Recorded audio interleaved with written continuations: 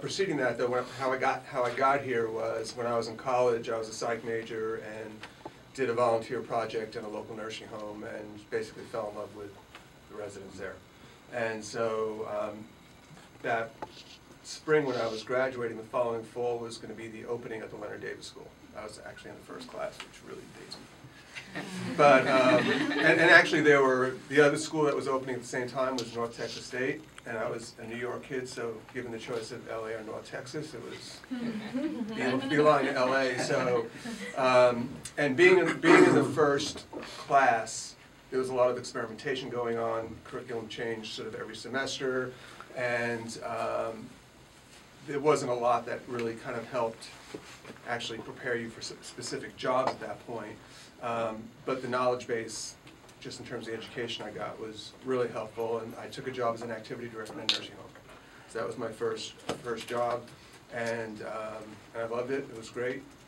Got my administrator's license and sort of worked my way up and wound up running a few of the largest chains in the country. Took 2 out of bankruptcy, and ran some other related businesses within those companies, senior housing and home health and hospice and things like that. And then I was running a company called Sun Healthcare until several years ago. And at Sun Healthcare, I created two publicly held companies out of the one. We separated the operating company and the real estate to create the REIT.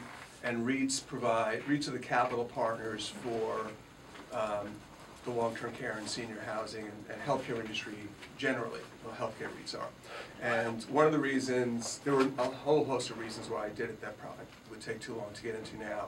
But one of the opportunities I saw in creating the REIT was there's really only one small healthcare REIT that existed in the space prior to the creation of Sabra Healthcare REIT, where leadership had any operational expertise. Healthcare REITs tend to be aggregators of assets. They tend not to understand the underlying business at all.